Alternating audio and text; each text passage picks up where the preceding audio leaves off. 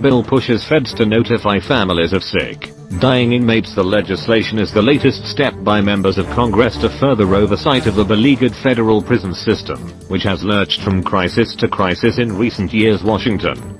New legislation introduced in the Senate would require the Justice Department to establish guidelines for the Federal Bureau of Prisons and state correctional systems to notify the families of incarcerated people if their loved one has a serious illness, a life-threatening injury, or if they die behind bars.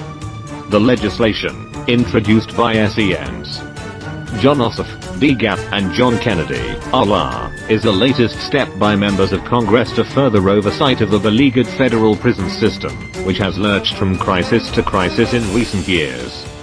The bill's introduction on Thursday comes more than 2 years after the Associated Press reported how the Federal Bureau of Prisons had ignored its internal guidelines and failed to notify the families of inmates who were seriously ill with coronavirus as the virus raged through federal prisons across the US, and it comes on the heels of reports of similar conduct in state prisons in the US. The app's reporting on the federal prison system has revealed layer after layer of abuse, neglect, and leadership missteps in the Bureau of Prisons, including rampant sexual abuse by workers, severe staffing shortages, inmate escapes, and the mishandling of the COVID-19 pandemic, leading directly to the agency's director announcing his resignation earlier this year. The bill, known as the Family Notification of Death, Injury, or Illness in Custody Act of 2022, is aimed at ensuring families receive timely notifications if their family members suffer from serious health complications.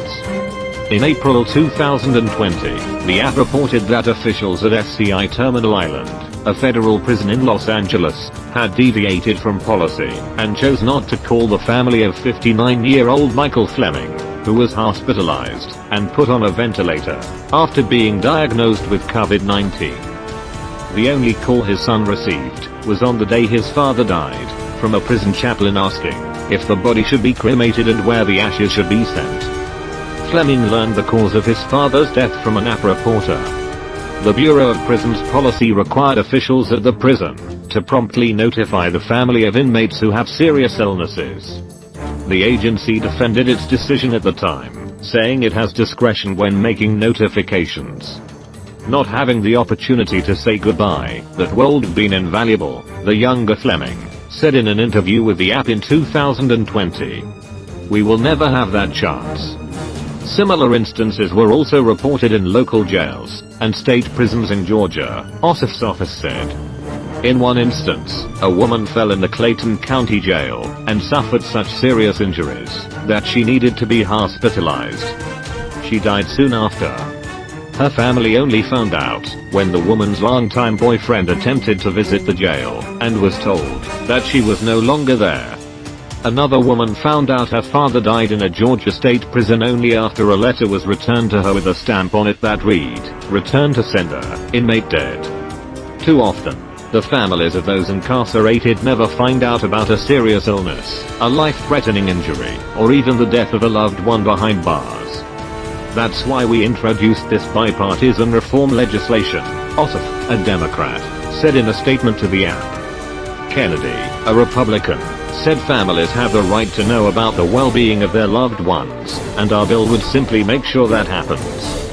Ossoff has pushed repeatedly for increasing transparency in the federal prison system, and is among a growing group of lawmakers pushing to require the director of the Bureau of Prisons to be confirmed by the Senate. The Georgia senator also launched a bipartisan working group of lawmakers to scrutinize conditions within the Bureau of Prisons following app reporting that uncovered widespread corruption and abuse in federal prisons. The group was launched with Senator Mike Braun, a Republican from Indiana,